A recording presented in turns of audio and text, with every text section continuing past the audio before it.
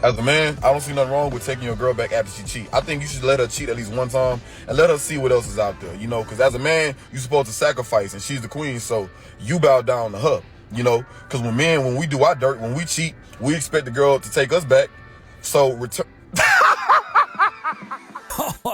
Oh man, this one really got me.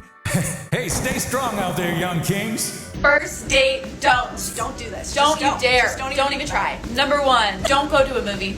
Going to a movie, you can't talk, you can't get to know each other. It's a horrible first date. It's just pointless. This first point is somewhat accurate, but not really. Movie dates are okay, just not ideal. If you want to build a strong attraction and connection that makes her want to see you again, it's better to have a date where you can talk the whole time. Movie dates can be okay because you talk on the way to the movie, when you get tickets, when you order snacks, before the movie, and even a little bit during the movie, so it's not horrible. Not just the most ideal. Number 2, don't get too touchy too fast. It just comes off wrong, and even if you're not a creeper, it kind of feels like that. This second point has a major caveat. Obviously, you don't want to try shoving your tongue down the girl's throat the second you meet her, but you should get physical and touch the girl as soon as you can.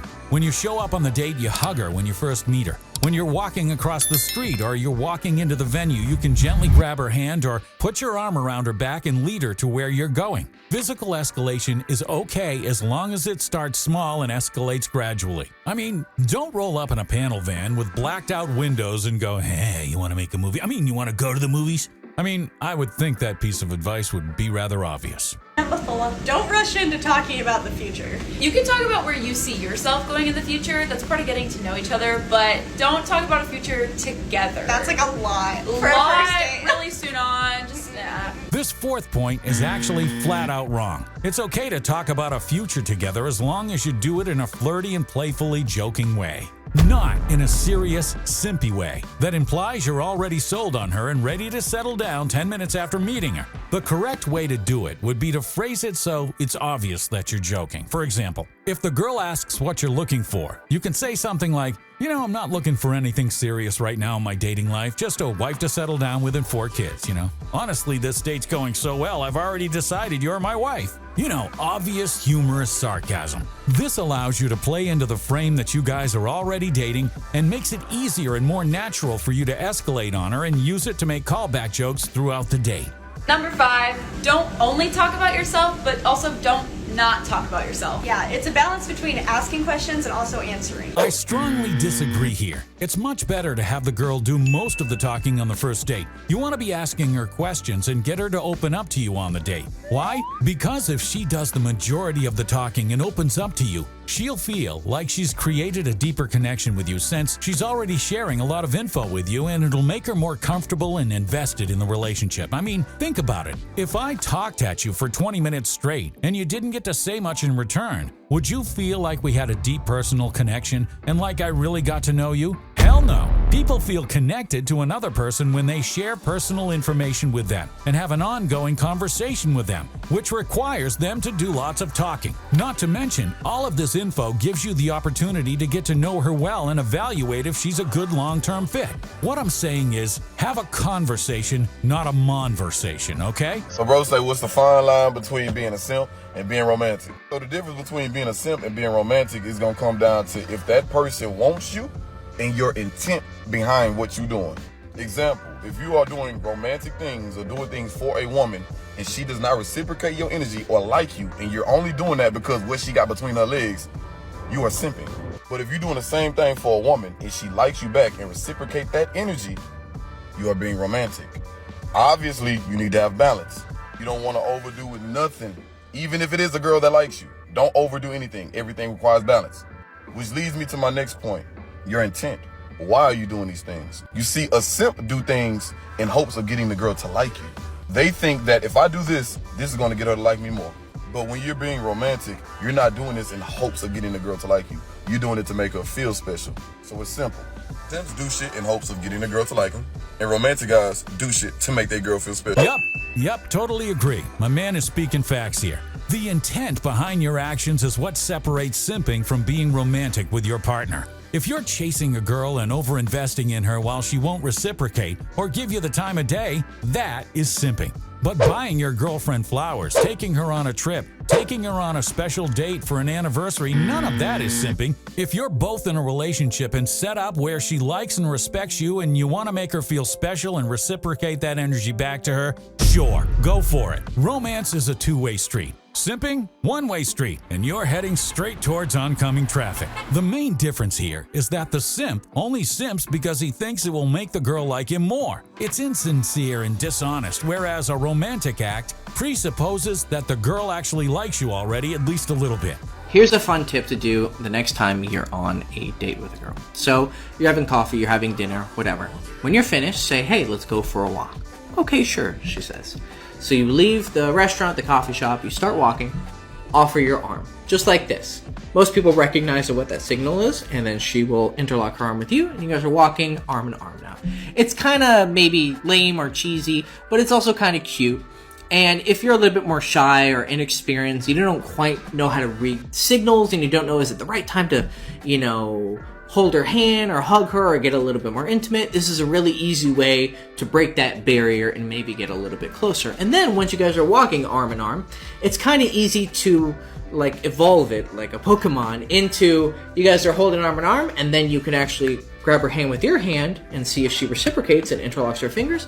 And then you guys are walking and holding hands now, which is even more cute and more romantic. This is actually great advice. Putting your hand out or putting your arm out and signaling to the girl to grab it is a dominant way to physically escalate and make sure she's comfortable with it. The fact that it's a little corny or cheesy is actually a good thing because it makes it more fun. And it'll be obvious you're doing it in a playful way and adds more fun to the escalation.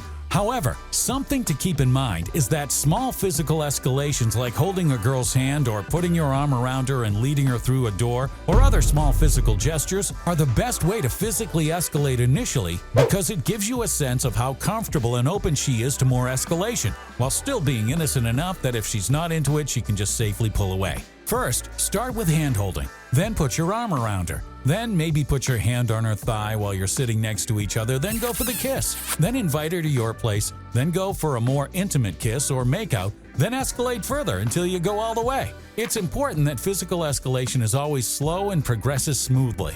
What you don't want is abrupt kissing or attempts at sex after no touching at all. Slow, progressive escalation allows you to check in with a girl and see what her boundaries are and what she's comfortable with because although she may not be open to sex, she may be more open to holding hands, kissing, cuddling, and so on. So it's always better to move through these things one at a time.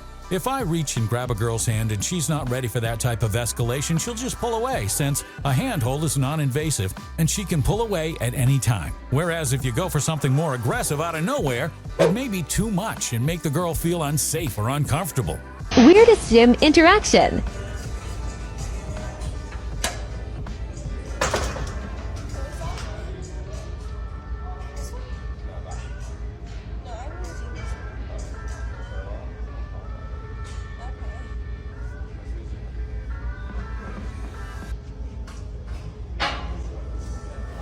Oh man!